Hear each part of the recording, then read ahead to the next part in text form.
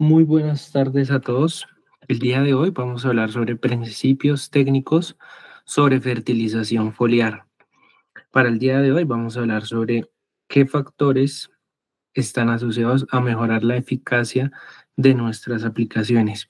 Así, también vamos a hablar de qué nutrientes vamos a aplicar dependiendo de la necesidad de nuestros cultivos. Y por último, también vamos a hablar de los mecanismos de entrada de los nutrientes a la planta. ¿Por qué hacer fertilización foliar? Nosotros tenemos en condiciones de suelo y de clima varias dificultades para hacer aplicaciones de nutrientes. De las alternativas que tenemos es pues la fertilización foliar. Se justifica principalmente porque las deficiencias de micronutrientes se han convertido pues en un factor limitante para la productividad de los cultivos. Esto va a estar asociado a diferentes problemáticas como lo que son las condiciones ambientales, altas temperaturas, estrés hídrico, estrés abiótico asociado a salinidad, a temperatura, a metales pesados. El suministro de nutrientes de las raíces está restringido por suelos salinos, entonces vamos a tener alta salinidad por efecto, por ejemplo, de sodio, de cloro, generando pues antagonismo con otros nutrientes y la disponibilidad pues, de algunos micronutrientes y macro también en el suelo pueden estar influenciados por otros elementos. Ya podemos hablar de antagonismos, altos contenidos de sodio, baja disponibilidad de potasio, altos contenidos de cadmio, baja disponibilidad de fósforo, de zinc, por ejemplo. Entonces, es una alternativa eh, que surge por la necesidad de estas limitaciones a nivel del suelo. Fijaciones en cuanto al pH, por ejemplo, si tenemos suelos alcalinos, vamos a tener limitación por la fijación de hierro y manganeso en el suelo, vamos a tener claramente deficiencias, por ejemplo, de estos nutrientes, de zinc y otros micronutrientes. De ahí entonces las ventajas de esta fertilización foliar es que los elementos pueden absorberse directamente a través de las hojas y se pueden transportar a otros órganos, es una vía alterna. Sin embargo, recordemos que la fertilización foliar es un complemento de la fertilización edáfica. Claramente no vamos a poder suplir las necesidades vía foliar de lo que aplicamos vía edáfico. En segundo lugar, las pulverizaciones podemos aplicarlas en diferentes fenologías del cultivo, en diferentes etapas. Por ejemplo, el manganeso, el magnesio y el hierro participan en procesos específicos de brotes y de síntesis de clorofila, que están asociados pues a la fotosíntesis. Entonces, en este caso, por ejemplo, nuestro producto Energy P, que tiene un balance muy importante de manganeso, de hierro, de magnesio, podemos aplicarlo en estas etapas específicas donde se requiere mayor cantidad de síntesis de clorofila en los últimos estadios de desarrollo vegetativo a prefloración e inducción floral. Estas etapas van a requerir altas concentraciones de magnesio, de hierro, de fósforo, por ejemplo, donde nuestro producto Energy P encaja bastante bien. Nosotros, por ejemplo, para hacer una inducción floral requiere alta cantidad de fotosíntesis, por lo cual suplementamos Energy P más Algaplan, Algaplan 330 por canica 200 litros y Energy P de medio a 1 litro por hectárea. Y finalmente, la aplicación foliar puede ser beneficiosa a generar un efecto sinérgico en diferentes nutrientes. Por ejemplo, hierro manganeso es uno de los antagonismos que se puede generar dentro de la planta. Si nosotros los aplicamos en conjunto, que es de las ventajas de nuestros quelatos, hierro manganeso, por ejemplo, puede generar un efecto sinérgico en la aplicación de estos nutrientes a diferentes partes de la célula. Efectos sinérgicos, podemos tener calcio-boro. El calcio y el boro se ha comprobado que tienen un efecto sinérgico para transportarse entre ellos. Sobre los mecanismos de penetración en la planta, podemos observar que se pueden dar en 4 formas. La primera es la vía de la cutícula. Nosotros cuando aplicamos estas soluciones nutritivas en la hoja, la primera parte y la principal es la cutícula, en la cual vamos a tener esa entrada de los nutrientes.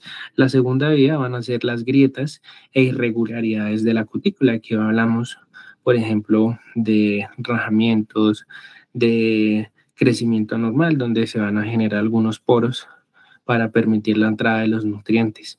La tercera es la vía estomática, eh, que es una de las vías cuando tenemos un óptimo desarrollo de la planta, sin estrés, donde vamos a tener una apertura eficiente, vamos a tener una vía a nivel de entrada de los nutrientes. Tenemos tricomas que también pueden actuar como captadores de nutrientes, lenticelas y otras posibles estructuras epidémicas que están en estudio.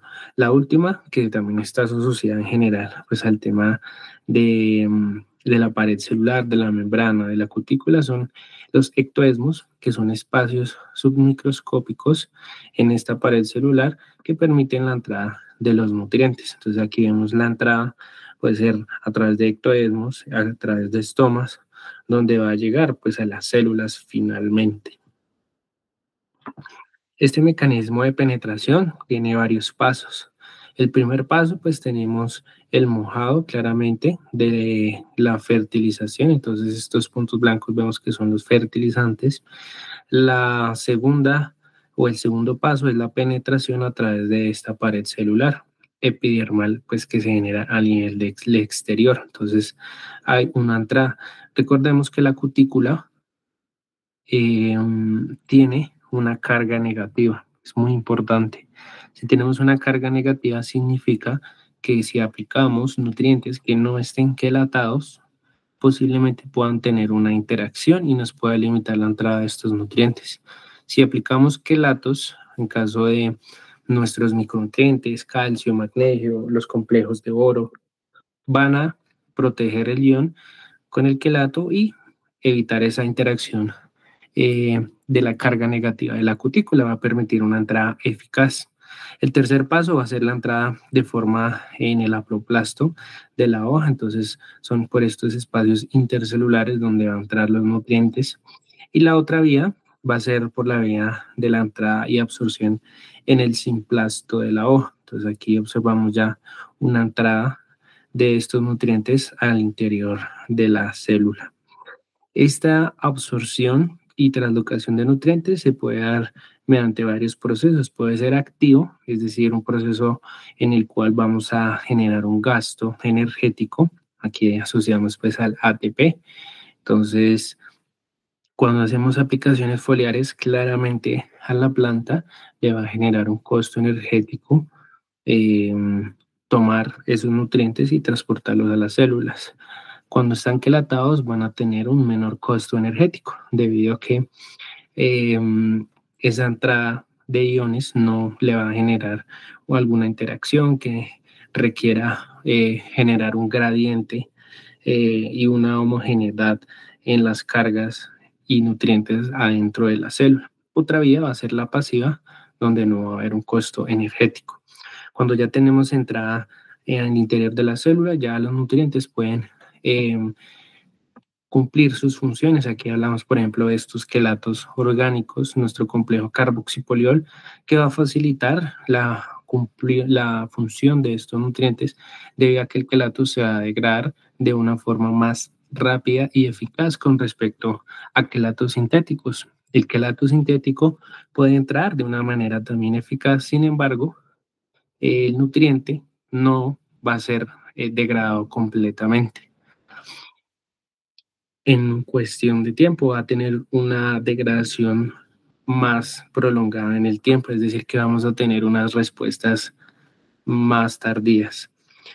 El quinto paso va a ser pues la distribución dentro de la hoja, entonces ya vamos a tener un transporte a nivel de xilema en algunos nutrientes y de floema de otros nutrientes, principalmente en el caso de floema vamos a tener altas concentraciones de potasio, es el principal nutriente que se transporta a nivel de floema, Y por ejemplo, para el caso del xilema, vamos a tener altas concentraciones de calcio principalmente, es su vía por donde se transporta de manera más rápida el calcio.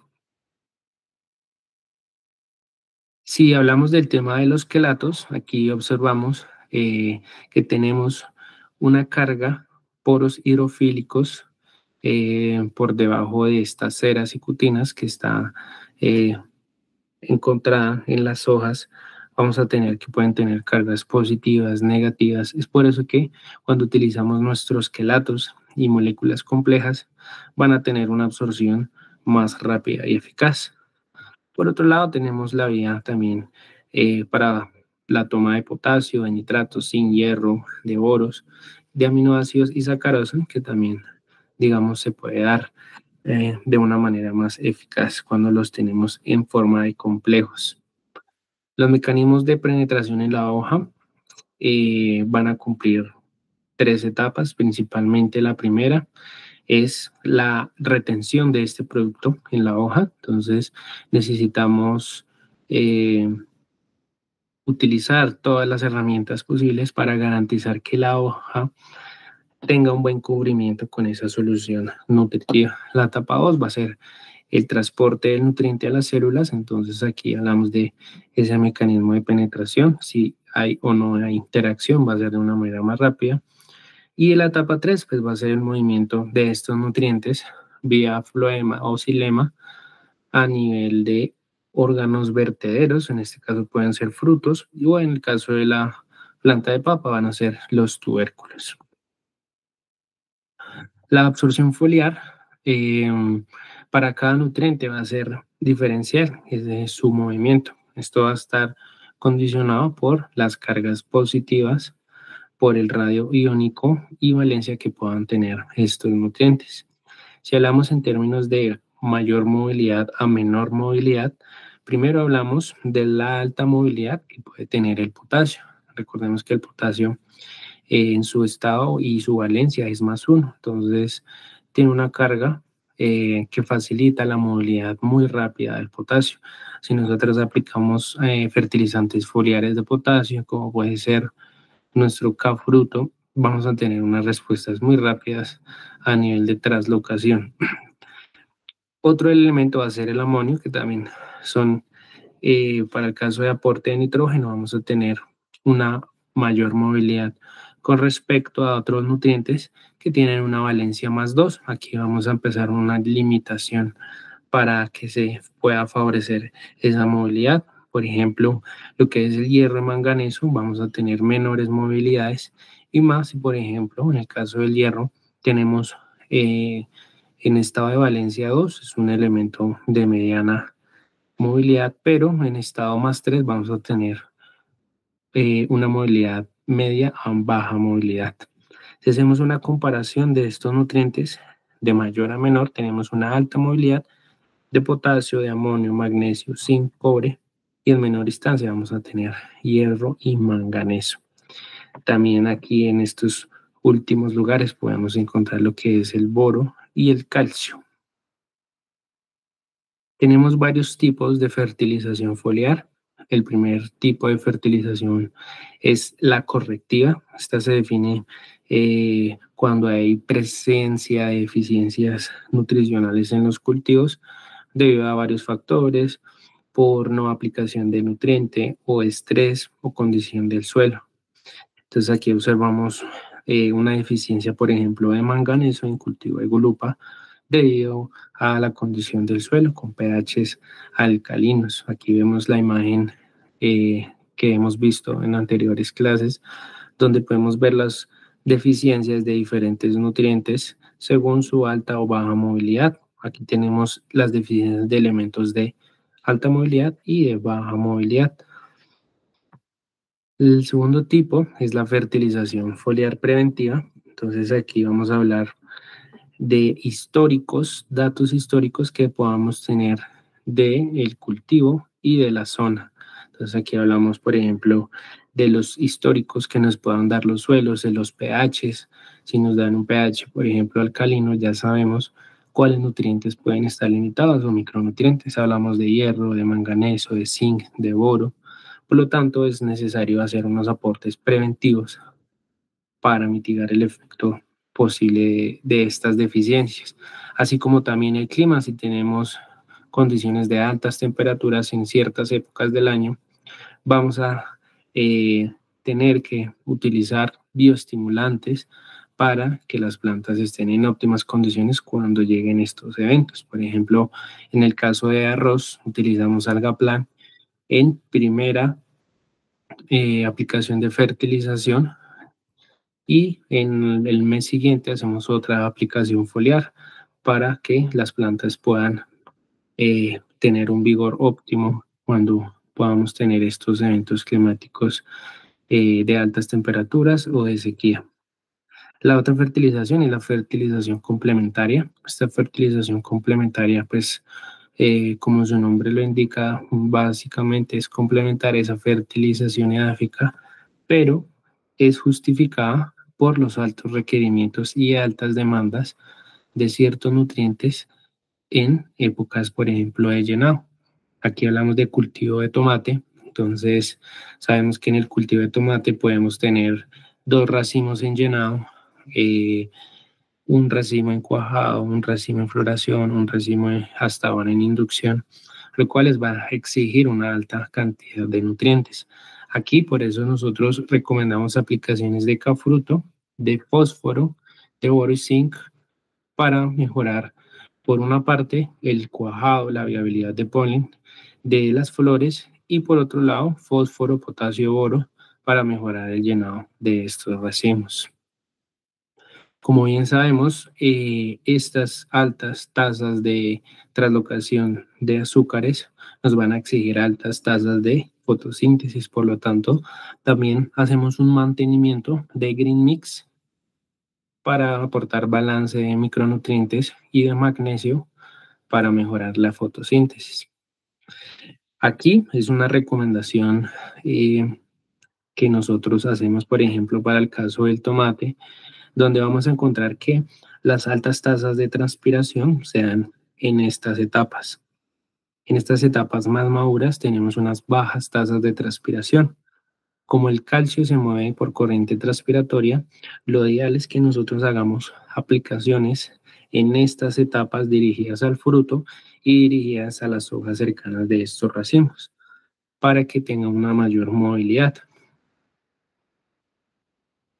Y por otro lado, que puede ser similar a la fertilización complementaria, es la fertilización suplementaria.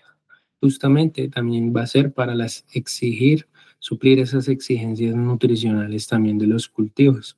Aquí tenemos alrededor de 7 aguacates, por ejemplo, donde van a querer altas concentraciones, por ejemplo, de calcio, de magnesio, de azufre, zinc e incluso de nitrógeno, para generar esa elongación de células, de esa división celular y el transporte de azúcares principalmente. Aquí vemos tomates con un cuaje excelente, un llenado muy robusto, por lo cual nos va a querer suplir estas necesidades a nivel de nutrientes. Y por último tenemos la fertilización estimulante. Esta fertilización estimulante es para promover y mejorar algunos procesos fisiológicos y fenológicos de la planta. Ya puede estar asociado a inducción floral, mejoramiento de la translocación de llenado, estimular resistencia, por ejemplo, a nivel de raíz, cuando tenemos patógenos en el suelo, nematodos en el suelo. Aplicamos, por ejemplo, Phytoplan Zinc 330, por ejemplo, en cultivo de tomate para evitar una mayor propagación y daño de cualquier patógeno a nivel de raíz, por ejemplo. Defensicamazpe lo utilizamos vía foliar también para en esas etapas de llenado, con nuestros fosfitos de potasio, limitar la propagación, por ejemplo, de mildeos que son muy agresivos en estas épocas en el cultivo de tomate. Por otra parte, vamos a hablar de los factores que influyen en la fertilización foliar. Entonces, el primero de ellos son las hojas.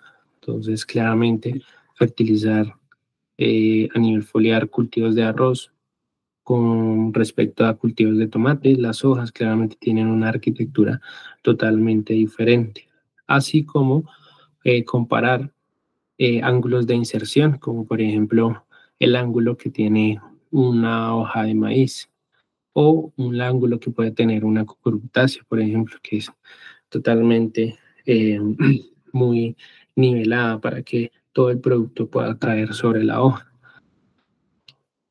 Por otra parte, tenemos la superficie y la composición de esta eh, cutícula y capa de la hoja, que puede tener alta cantidad de tricomas que nos van a favorecer la entrada de nutrientes, o menor cantidad de tricomas, poros xerofílicos, distribución de estomas. En algunas plantas vamos a tener mayores cantidades de estomas, en algunos vamos a tener una menor cantidad. Morfología de la hoja y el área foliar. Esta área foliar claramente va a estar asociada también a la edad y etapa fenológica. En estados iniciales claramente vamos a tener una área foliar más baja con respecto a épocas posteriores. Estado nutricional de la planta. Entonces, si nosotros hacemos fertilización foliar en un estado donde tenemos desbalances, deficiencias, la fertilización foliar puede cumplir algunas funciones, pero no totales. Cuando tenemos en exceso, por ejemplo, también algunos elementos que nos puedan generar antagonismo, podemos complementar mediante esta fertilización foliar, disminuir estos desbalances. Otros factores están asociados a la solución. Vamos a hablar más adelante de lo que va a ser, por ejemplo, el pH, la forma y sal de quelato, que ya lo hemos hablado, porque es importante aplicar foliares con quelatos vegetales y no con sales simples, que nos pueden generar algunas interacciones en mezcla. Podemos generar precipitados al no tener quelatos.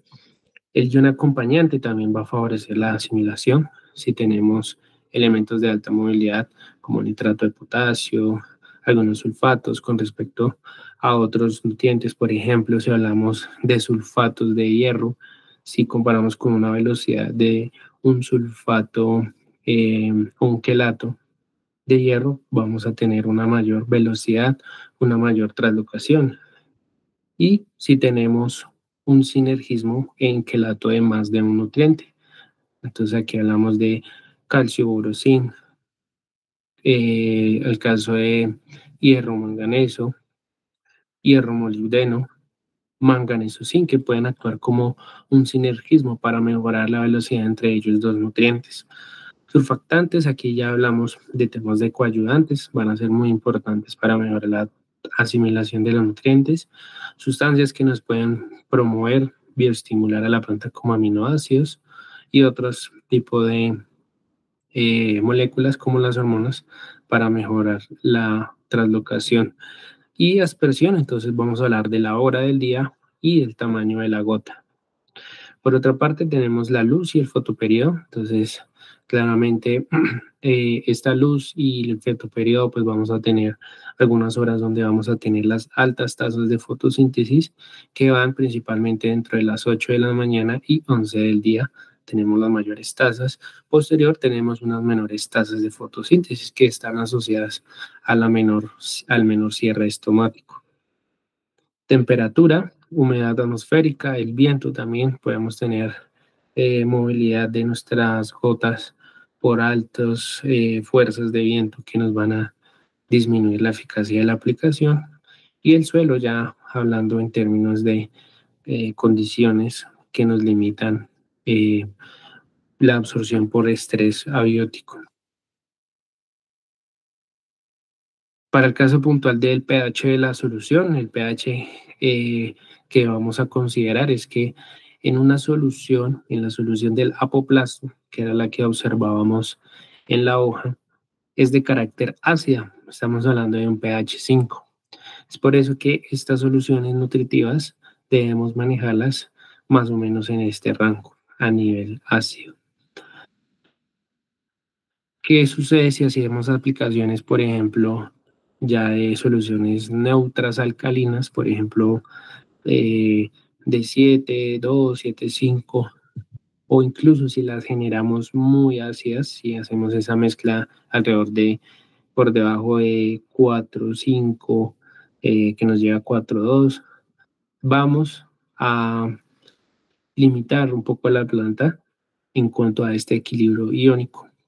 Entonces, si hacemos aplicaciones óptimas, vamos a evitar algunos mecanismos que la planta tenga que generar para equilibrar iónicamente eh, las células, ese medio de las bombas de protones que nos pueden generar un costo energético que se ha reportado en la literatura con pHs en soluciones. Si aplicamos urea, fuentes de urea en soluciones, lo ideal es que tengamos un pH de 5,4 a 6,6. Si hacemos aplicaciones de hierro, lo que se reporta es que soluciones finales de 5 vamos a tener una mayor eficacia en la absorción foliar, y de calcio se ha reportado en pHs de 5,2. Entonces, es una de las ventajas, por ejemplo, de nuestros carboxipolioles y de nuestras formulaciones, por ejemplo, para el caso del hierro, que son pHs ácidos de nuestros productos. Si hablamos, por ejemplo, del calcio, nuestro calcio oro zinc, por ejemplo, es un pH de 5,6, que digamos que facilita la mezcla en este medio de la solución. Otros factores que están relacionados son el ambiente. Entonces vamos a hablar de que una aplicación eficaz, lo ideal es que podamos hacerla en unas temperaturas de 18 a 20 grados que van a favorecer esta absorción por una gran apertura estomática, altas tasas de fotosíntesis. Y por otro lado, si tenemos temperaturas muy altas, vamos a inhibir algunas funciones metabólicas de la planta, como la producción de ATP, porque se va a generar alto estrés, hay un cierre estomático, no hay una entrada de fijación de carbono, y se va a ralentizar unos procesos metabólicos en los cuales se va a ver afectado esta producción de energía para la planta. Por otro lado, vamos a tener la humedad relativa. Esta humedad relativa también va a estar eh, asociada a mejorar nuestras aplicaciones. Tenemos que a altas humedades relativas, va hablando de 80%, 70%, 85%, vamos a tener una aplicación eficaz debido al espesor de la lámina de agua sobre la hoja. En contraste, si tenemos una aplicación donde tenemos horas muy calurosas, claramente vamos a tener una baja humedad relativa y podemos tener el riesgo de provocar lo que son quemaduras o la evaporación claramente de la hoja. Para ello, los horarios que reporta investigadores es que se apliquen de 6 de la mañana a 9 de la mañana y de 3 de la tarde a 5 de la tarde. Aquí observamos otro de los factores, que es el viento y el tamaño de la gota. Claramente, si observamos que hay fuertes vientos, lo ideal es que no hagamos aplicaciones de nuestras fertilizaciones foliares debido a la deriva que puede generar. Estamos hablando de pérdidas por deriva alrededor del 25% de nuestros productos. Aquí observamos, por ejemplo, también lo que es el tamaño de la gota, el viento, la uniformidad de la aplicación. Debemos estar muy presentes, que la aplicación sea muy eficiente. Aquí observamos que los menores porcentajes de pérdida sean en la parte tercio del árbol, y unas mayores pérdidas, por ejemplo, del 40% de los productos cuando van dirigidos casi hacia el suelo. Otro de los factores es claramente el coadyuvante. El coadyuvante nos va a mejorar a romper esa tensión superficial. Vamos a tener una distribución en la hoja muy eficaz de la solución nutritiva. Para eso, en este caso, la foto es con la aplicación de TransferAX en hojas de aguacate. Aquí observamos que tan solo con agregar 3 gotas nos generó una humectación, una dispersión de la solución muy eficaz. Con respecto a eh, hojas que, por ejemplo, no vayamos a realizar con coadyuvantes, observamos que no hay una uniformidad en la aplicación. Por otra parte, tenemos la dureza del agua. Ya en clases anteriores hemos hablado de la importancia de revisar la dureza de las concentraciones de nuestra agua, debido a que observamos que cuando hay eh, altos contenidos de calcio, magnesio y bicarbonatos, podemos tener un antagonismo con nutrientes como el potasio, como el boro, incluso con otros nutrientes. Por eso es indispensable tener una reducción de esta dureza por debajo de los 80 partes por millón, considerando ya una agua blanda. Para finalizar, entonces, vamos a hablar de algunas recomendaciones y algunas oportunidades para hacer nuestras aplicaciones foliares, según la necesidad y lo que queramos nosotros hacer en el cultivo. Si queremos estimular la absorción edáfica de nutrientes, lo ideal es que podamos hacer aplicaciones de zinc, de manganeso y boro, nutrientes que están asociados a favorecer la señalización de hormonas como son las citoquininas, giberilinas, citoquininas que nos van a estimular crecimiento de raíces para una mayor toma de nutrientes. Aquí hablamos también de aminoácidos como un componente de bioestimulación. Si vamos a mantener una actividad fotosintética, debemos pensar claramente en la clorofila, que es la principal, digamos, molécula asociada a estas tasas de fotosintéticas. Entonces, hablamos del magnesio, el componente estructural de clorofila, nitrógeno, que también está en el componente estructural de nitrógeno, hierro, manganeso, zinc, asociados a nutrientes cofactores de enzimas que están dentro de esta actividad. Aporte de nutrientes, épocas críticas de alto requerimiento nutricional, entonces vamos a observar que se relaciona con altas cantidades de tasas fotosintéticas asociadas a requerimientos de ATP, es decir, de energía. Para eso, el principal nutriente que vamos a realizar, aportar, es el fósforo. En menor instancia tenemos hierro, magnesio, nitrógeno, calcio y potasio que van a ser de alto requerimiento en épocas de floración y de llenado. ¿Qué nutriente aplicar? Entonces, si queremos promover el desarrollo vegetativo, brotación y yemas en aplicaciones foliares, lo ideal es que podamos hacer aplicaciones de ácido gibreleico, nitrógeno, claramente para estimular división celular y elongación celular, zinc, asociado a síntesis principalmente de oxígeno, de auxinas, perdón, magnesio y aminoácidos. Diferenciación floral de estructuras florales, por ejemplo, vamos a requerir claramente boro y zinc para favorecer esta diferenciación y bioestimulación en términos de aminoácidos. Si queremos un amarre de estructuras florales y de frutos, lo ideal es que podamos promover mediante aplicaciones de fósforo, podemos hablar de un Energy P, calcio oro, hablando de temas de calcio oro zinc o calcio magnesio, potasio, magnesio y auxinas que nos van a favorecer este amarre.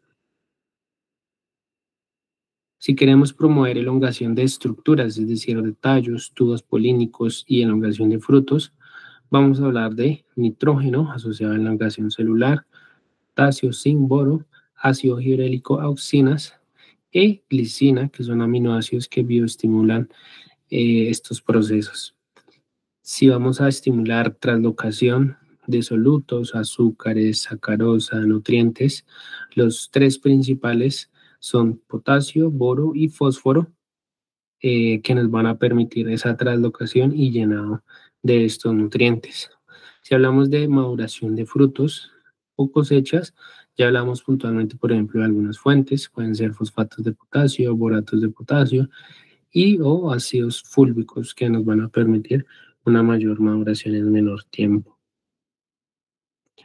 Si hablamos de condiciones de cambio climático, condiciones extremas que nos puedan generar estrés, entonces para el caso de heladas vamos a, eh, mediante la parte nutricional, hacer aplicaciones altas de nitrógeno. Aquí hablamos de un Crecifil, un Crecigreen, por ejemplo, Actifil Complet, que nos pueden favorecer esa bioestimulación con nitrógeno. Green Mix para el caso del magnesio, para mejorar esa elongación, nuevas células que puedan favorecer el desarrollo de las plantas. Si es a nivel de salinidad, vamos a hablar ya de antagonismos por altos contenidos de cloro, principalmente de sodio, que nos limitan principalmente potasio, por ejemplo, y en menor instancia, pero también importante, calcio y magnesio.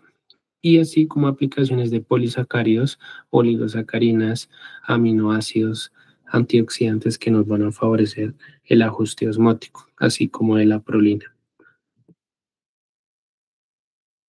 Y por último, sabemos que, y lo hemos visto en diapositivas en presentaciones pasadas, sobre la movilidad de cada uno de los nutrientes. Si aplicamos, por ejemplo, en quelatos, entonces estamos hablando de que los nutrientes debe ocurrir 3 a 4 horas para que este nutriente sea absorbido por el follaje, puede ser parcialmente un 50%, un 60%.